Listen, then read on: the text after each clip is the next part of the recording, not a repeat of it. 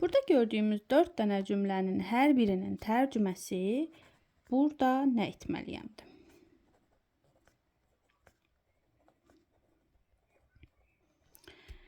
Yaxşı, bəs fərqləri nədir ki, məsəl üçün mən bunu desəm nə olacaq, bunu desəm nə olacaq, bunu desəm nə olacaq, bunu desəm nə olacaq? Yəni hansını istəsəm istifadə edə bilərəm, yoxsa aralarındakı fərq var?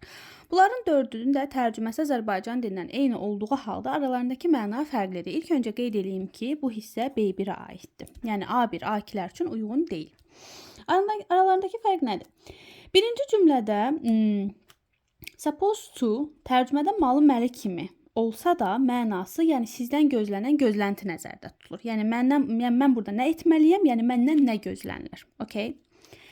İkinci have to, bu da malı məli kimi tərcümə olunsa da mənada, yəni nə etməyə məcburam. Yəni mən bunu etməyə məcburam. Yəni mənim başqa bir variantım yoxdur. Üçüncü should. Bu da malı məli kimi tərcümə olunsa da bu hissədə isə bizdən deyilir ki, yəni nə etsəm daha yaxşı olar. Elə bil ki, kimdənsə məsləhət alır.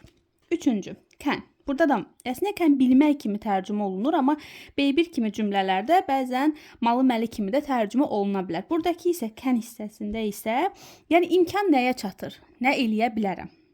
Yəni mənim burada gücüm, imkanım nəyə çatır ki, mən bunu eləyə bilərəm?